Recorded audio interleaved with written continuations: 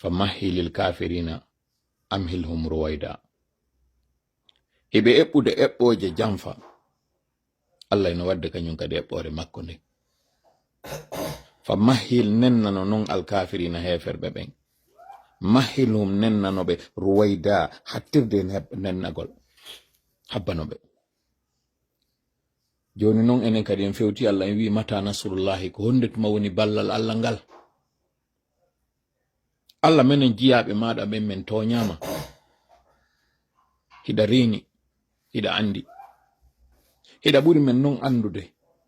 ɓay ado arde tawa men hari ɗa andi fimum, ari tawi men kadi ɗa andi. ɗa reni alhaali amen on Allah. min fewtima ka jeyaɗo fewtata ɗon jeyɗo mum on.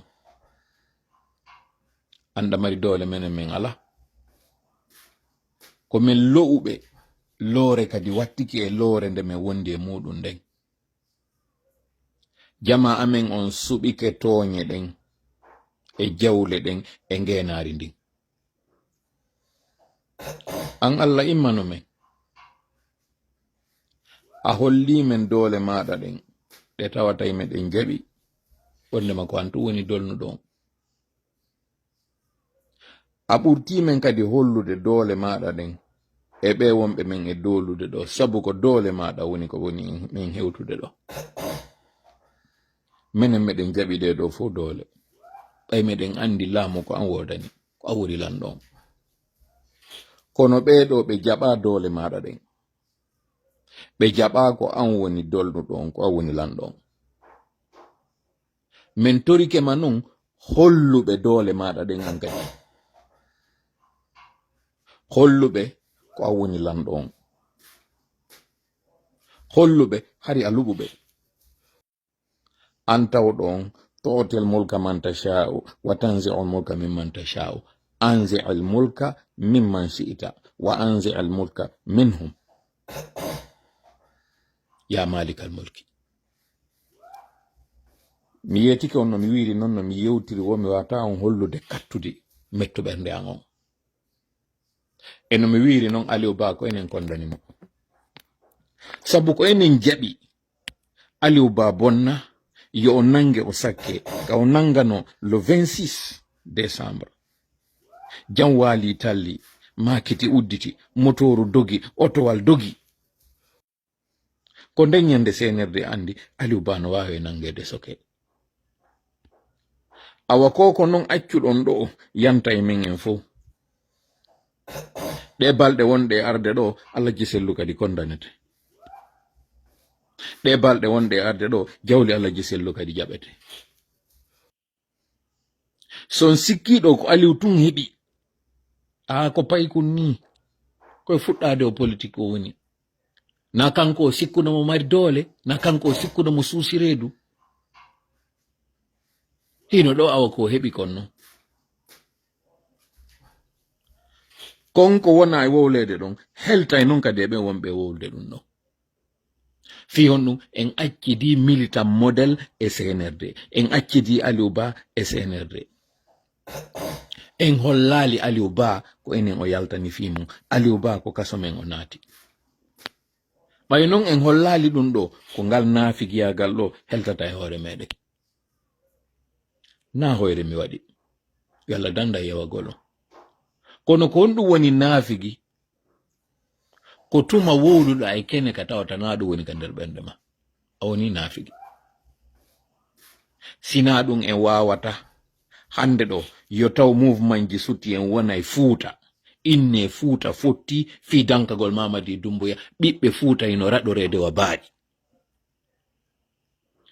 o yiwiyeteɗo Sawdatu kako Suwadu Balde on ka Limoja ɗo fi no tañƴina ko kanko woni men e yaltinande adana men information. by the way, conteneur mbuuɗi ali e nennike ɗo ha CNRD addi mbuuɗi ɓe heɓi ka ɓe ɓokkitora. entre conteneur ɗiɗi tati ari ka CNRD ɓokkitora. ko hankin banque centrale on duwanno wadde débrayage. mbuuɗi ɗin hewti a tan ɓe famotiri e syndicat on ɓe haldi joni yoɓe négocie nattire yeeso. kono debbo ɗo tawɗo wo ko deuxiéme vice gouverneur ko oɗo soti ko oɗo raɗa tuma men mina wo ko pullo on hutitete haysina oɗo wonno jonde information ko oɗo yiya ɓay tun ko balde o yettete ko oɗo limosete goɗɗo kondanama duuɓi 10 fi téléphone ji ɓeygure makko nden kañum mamadi e inde nene makko hino arnaki 500 peleren moyen on mbuuɗi ɓurɗi e fanɗude ɗin ko 55 millions par ce que mi sikki ko ɗum woni prix officiel on ɓeɗo yoɓina téléphone ka o satti wo no gasa ko 15-20 millions o yeyete si ɗi téléphone ji ɗo woni ɗi 5 ko 100 millions ɗum kadi hara o yaaduno e majji de ɗi fop ɗi hettike oɗo kondanama duuɓi 10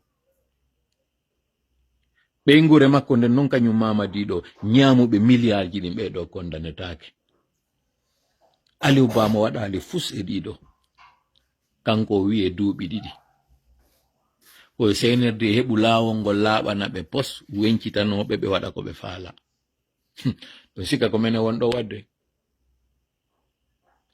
onon wonɓe e jooɗade ɗo hendo ndi ngendari mawɓe Fuuta wonɓe e duwanade ɓeɗo wallahi on heɓtay no mi fellitir non Allah ko gooto oɗo kadi o toñata wallahi on hettay non aduna ɗo taw adu en hewtoyde lahara hewtoyon non kadi lahara tawa kañum kadi ko lette ɓurɗe mawnude ɗon marani on par ce que ɗon andi ha seli fowti mi wolta ɗo inde hande mawɗo hay gooto par ce que en fopiɗen andi ɓe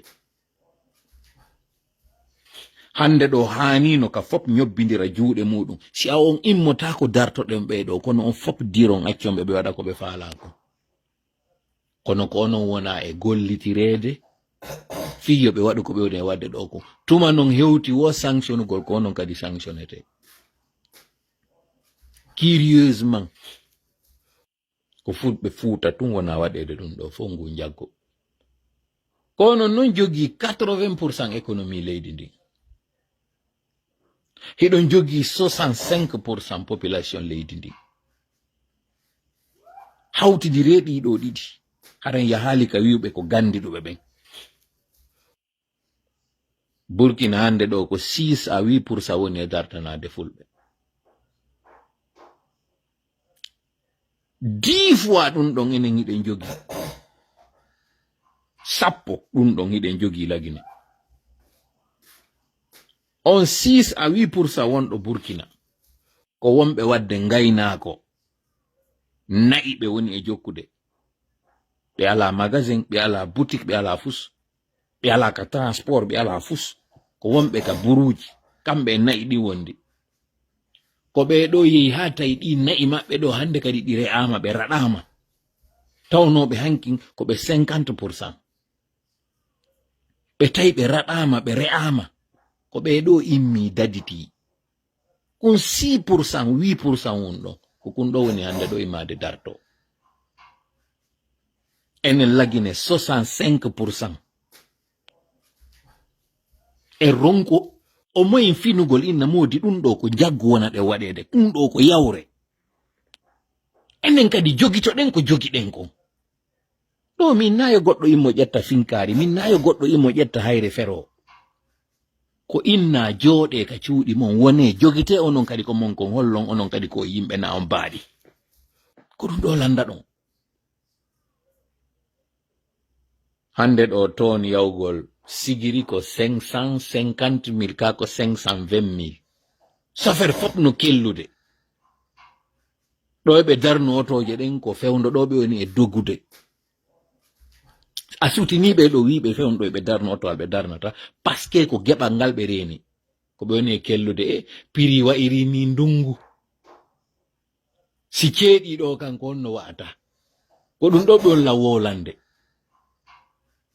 président syndicat ɓe ino piira e nder magasin e nder bureau wasi ko paykoy ka maternel woni e piirude ɓeɗo ɗiɗo non hanunoɓe wallidirde ɓeɗo piiri ɓeɗo immoto piirana goɗɗo ɓeɗo goɗɗo aray tawa ɓe ɗon piya sutano goɗɗo e maɓɓe ɓe yimoɓe dartanomo kamɓe tigi ɓe piirude hakkundeji maɓɓe hiɗen ballodirde ɗen pongodirde ɗen janfodirde en waway dartade janfa ka yaasi